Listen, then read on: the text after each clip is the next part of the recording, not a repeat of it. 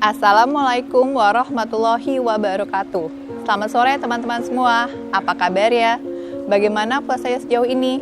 Semoga lancar dan tetap semangat ya. Nah, dari teman-teman yang menonton sore hari ini, pasti ada ya yang menyukai matematika. Tapi tahukah teman-teman bahwa ada ilmuwan yang turut berjasa dalam bidang matematika? Dalam Ramadan berkisah, Ramadan penuh hikmah dan berkah sore ini, Bunda Ari akan bercerita sedikit tentang Al-Khawarizmi, yaitu seorang ilmuwan muslim, penemu aljabar dan angka nol. Pada tahun 780 Masehi, di sebuah kota kecil bernama Khawarizm, atau yang sekarang dikenal sebagai Khiva di Uzbekistan, lahirlah seorang anak laki-laki yang diberi nama Al-Khawarizmi. Ia memiliki nama lengkap Abu Abdullah bin Musa Al-Khawarizmi.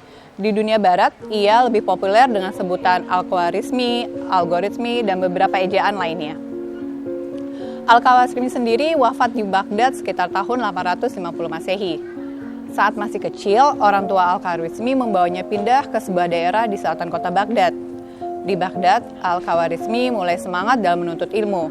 Hingga pada saat ia remaja, tepatnya di masa Khalifah Harun al-Rashid, Al-Khawarizmi sudah diangkat menjadi anggota di Bait Al-Hikmah yang disebut juga sebagai Wisma Kearifan atau House of Wisdom di kota Baghdad.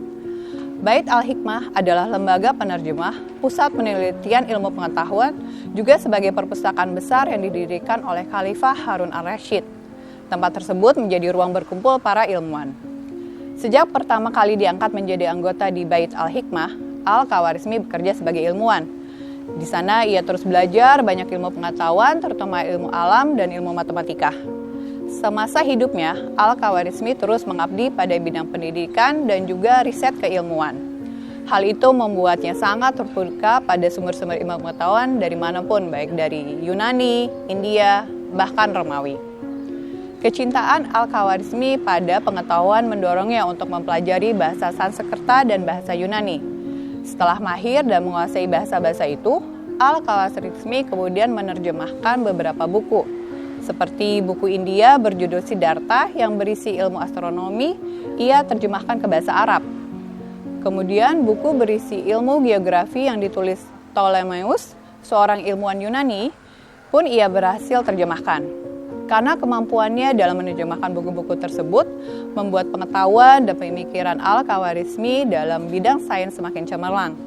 Keterbukaannya dalam mengadopsi ilmu-ilmu pengetahuan dari manapun membuat Khawarizmi melahirkan banyak karya. Karya pertama dan terbesar adalah Aljabar. Bukunya yang berjudul Al-Kitab Al-Mukhtasar fi Hisab Al-Jabar wal Mutaqabalah atau kitab yang merangkum perhitungan, perlengkapan, dan penyimbangan adalah buku matematika yang ditulisnya pada tahun 830 Masehi. Buku ini menjadi fondasi penting dalam aljabar di era modern, di mana buku ini membahas solusi sistematik dari persamaan linear dan persamaan kuadrat. Karya ini tidak terlepas dari pemikiran ilmuwan Yunani yang bernama Diopantus. Berangkat dari karya Diopantus tersebut, Al-Khawarizmi menemukan banyak permasalahan dan kesalahan yang cukup sulit dipahami. Dari situlah Al-Khawarizmi mulai memperbaiki dan menyempurnakan aljabar. Ia menggambarkan tabel rincian trigonometri yang memuat fungsi sinus, kosinus, tangen, kotangen, dan juga beberapa diferensiasi. Karena penemuannya itu, Al-Khawarizmi dimuatkan sebagai bapak aljabar. Bahkan menurut matematika barat, Kranz dalam bukunya yang berjudul The Social Al-Khawarizmi Algebra, ia mengatakan bahwa Al-Khawarizmi lebih berhak menyandang gelar Bapak Aljabar dibanding Diopantus. Al-Khawarizmi juga menjadi orang pertama yang mengajarkan aljabar dalam bentuk elementer. Bukan cuma itu, ia juga dikenal sebagai peletak rumus ilmu ukur dan penyusun daftar logaritma dan hitungan desimal. Selain itu, Al-Khawarizmi juga telah mempopulerkan penggunaan angka nol. Ia adalah orang pertama yang menjelaskan kegunaan angka-angka tersebut termasuk angka nol. Karyanya ya dalam bidang aritmatika ini tertuang di dalam buku yang berjudul Al-Jama'ah Al-Tafriq bi Hisab Al-Hind atau buku penjumlahan dan pengurangan berdasarkan kalkulasi Hindu. Di dalamnya Al-Khawarizmi menjelaskan tentang penjumlahan dan pengurangan berdasarkan kalkulasi Hindu.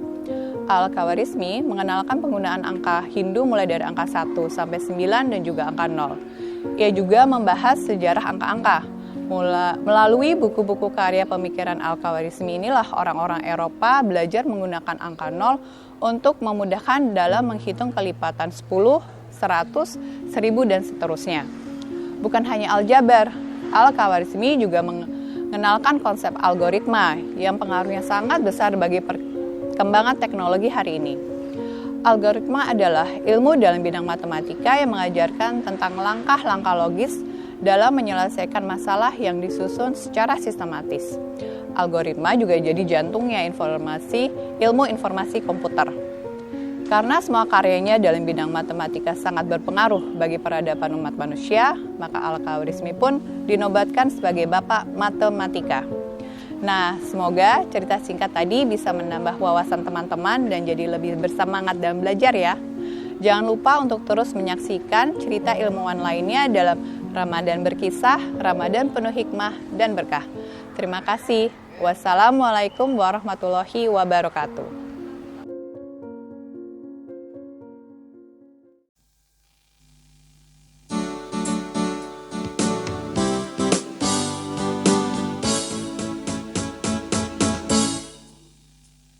Bulan Ramadan, bulan yang mulia, bulan yang suci, bulan penuh makna.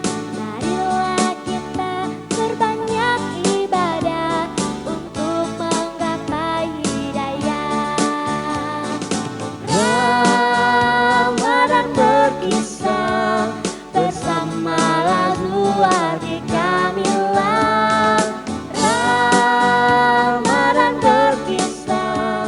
Penuh hikmah dan berkah. Ramadan berkisah bersama Lazwadi